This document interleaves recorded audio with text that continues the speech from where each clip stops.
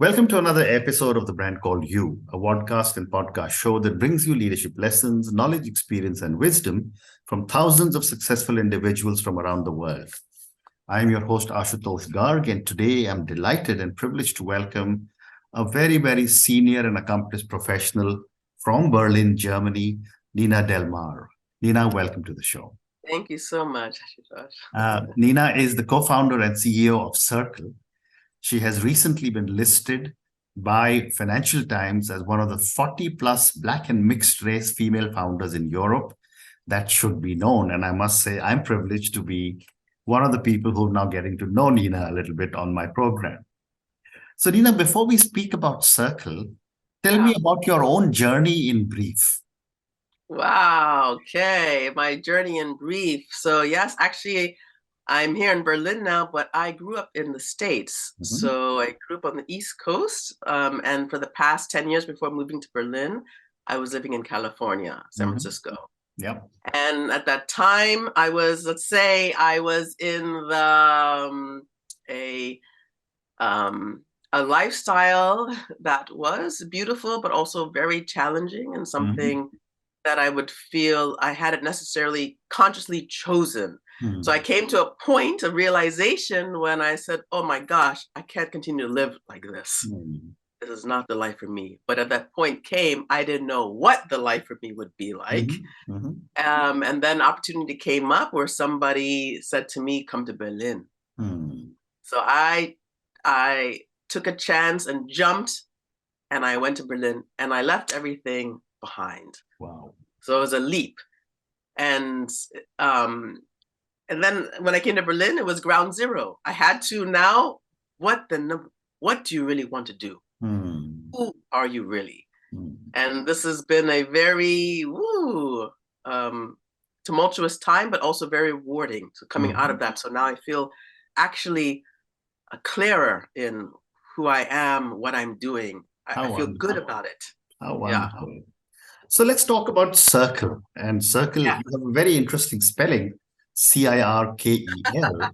Tell me about this venture and what was your motivation to start it?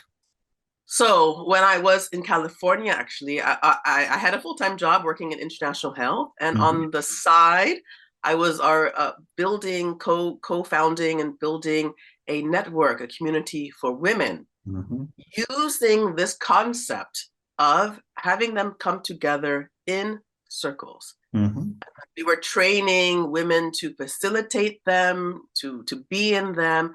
And they were places where we call it like safe spaces to learn about yourself, to become empowered, to share, to learn about others. So we were using this concept, and we had trainings for it, and we grew to a few thousand members there. And so saw the need for it and for the success. And then when I came to Berlin, I had to focus on other things at the time of building a new life. At the beginning of Corona, I had a very good friend here. He's a serial entrepreneur, very successful entrepreneur, who said, Nina, you have to think about this concept and this work again. I think that's what's needed now. And so from there, I went down this, or it happened, went down this path of the startup path.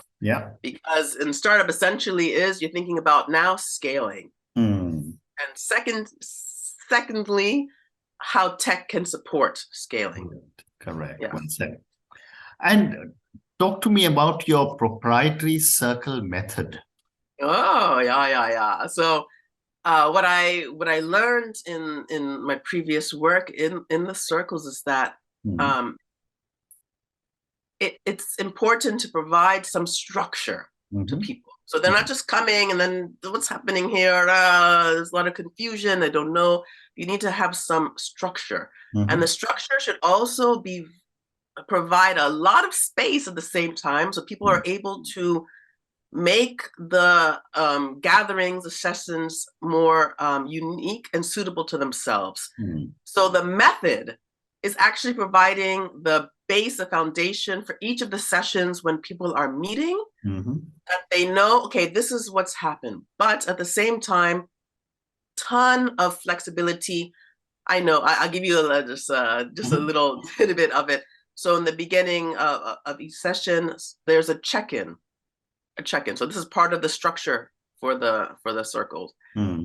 But in that check-in, there's a million ways for people to do that. It could be that they decide, we come in, we're quiet for a moment. Or we come in and we're sharing one thing, beautiful thing that happened to us today. Or we're sharing what's the challenge that we had for this week. So the method is the structure for each of the session gatherings, allowing a lot of uniqueness and flexibility for the members to create it, to make it their own. Very interesting. And, a lot of people are building networks, and we'll talk a little bit more about networking in our conversation. How are the circle communities different from, what happens in organizations when you are asked to network? Yeah, okay. So networking, a lot of people can like it. A lot of people also really don't like it because it's important. But in terms of it's related to one aspect of your life. And this is career development. And a lot of people are going with networking with this. How can I get ahead? What do I need? Even some, a little bit, what can I give? But it's this, perhaps, it can have a transactional energy, and it can stay sometimes on the surface. So I want to say there are places for things, so I'm not to necessarily negate it. Circle is in a way different because it's a little bit to have a deeper connection. So that's why there's an intimacy of it. It's not, I'm in this big group of thousands of people and I'm trying to no, I'm actually in a group of 4 or 5. I'm committing to a goal for myself, and there are others in this group that have a similar goal, and I'm going after that goal, and I need support for that, and I want to support others, because when I give support, I know it's a reflection of the support I'm giving to myself.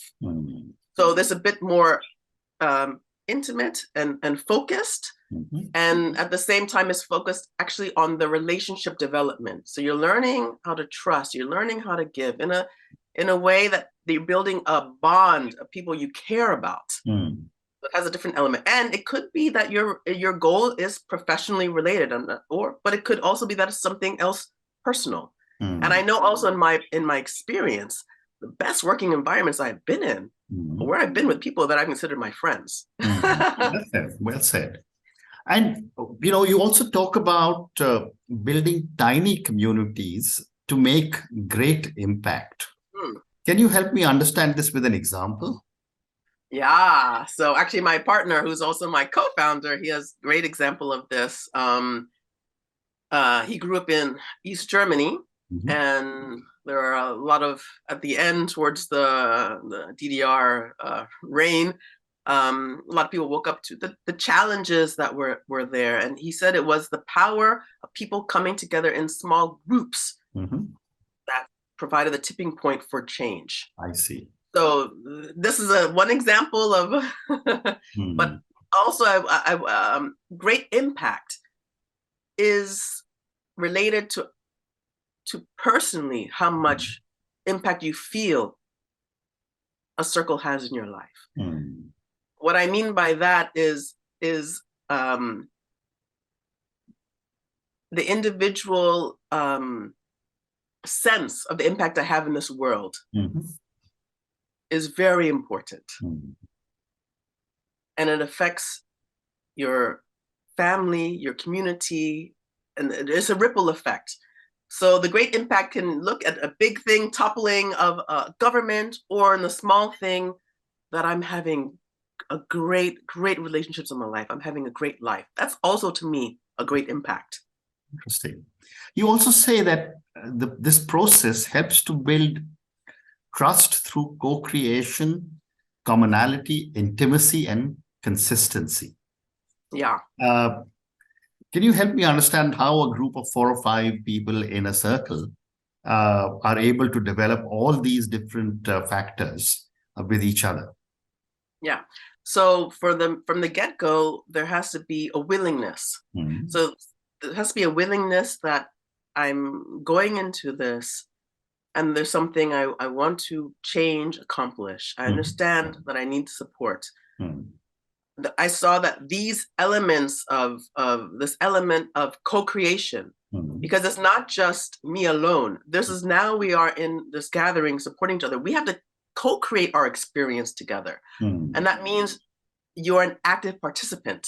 In that, when there's engagement, when you're active, there has to be in a way a byproduct, a development of trust, because also you learn the pitfalls that are in the way of that trust. And you have to, and a lot of the times the challenges actually build the trust stronger. So if you have this commitment, the consistency, the commitment to go through the pitfalls, this is where the trust is built. And the commonality is once again related to the goals. Correct. We have similar focus. Now we are one on one page. We know where we're going. So, and these goals are basically defined on the basis of what one's likes are, or what one's profession is, or what one biases are. I mean, how do you define these circles? Yeah, no, it's a very personal goal for the individual. And how to say, somebody, you can come with, let's say, a professional goal. I want to, have a raise or move up my organization. And the funny thing is, though, you find that in order to accomplish that, you're going to have to change. You're going to have to develop. So it becomes, you can have an outside goal, but you find there's an inner goal, an inner development that's needed. So the goals are individual, but there's space to see, there's actually a deeper goal. And this is how the effect of what happens in circle can affect outside of the circle in my life. Because as I'm changing inner to even have something as a professional goal, I see how I'm becoming actually more patient, more intelligent with my relationships outside of the circle, or even outside of the circle in the organization. So then there is another aspect, Nina, of networking. Some people say too much networking is not good. I would say, it has to be balanced, but I'd like to get your perspective on how important is networking in our lives, professionally and personally. I feel, for me, as I say, like I'm not too judge. Networking is really about connection. Connection is immensely important in our lives, immensely. And so it's not about, it's the quality of, even if you're going into a space, even if we want to call it networking, but it's connecting. How do you do that? And with what intention do you do that? Is it to just receive, So some relationships you have is just for that moment. And you can, and there's a sharing, there's a knowledge that you are providing, or something you're providing, and something you're receiving from the other.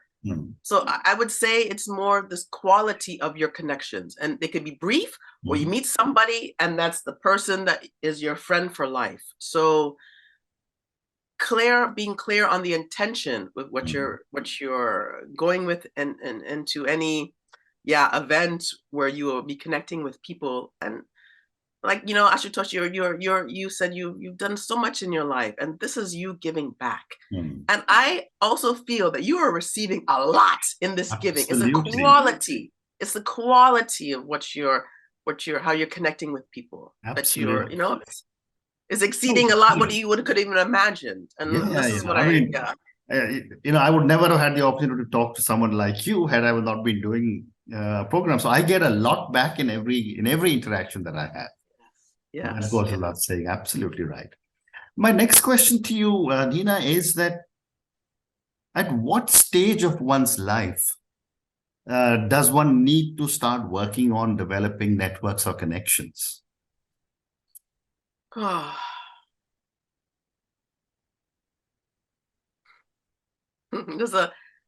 because I'm going back to when we were little.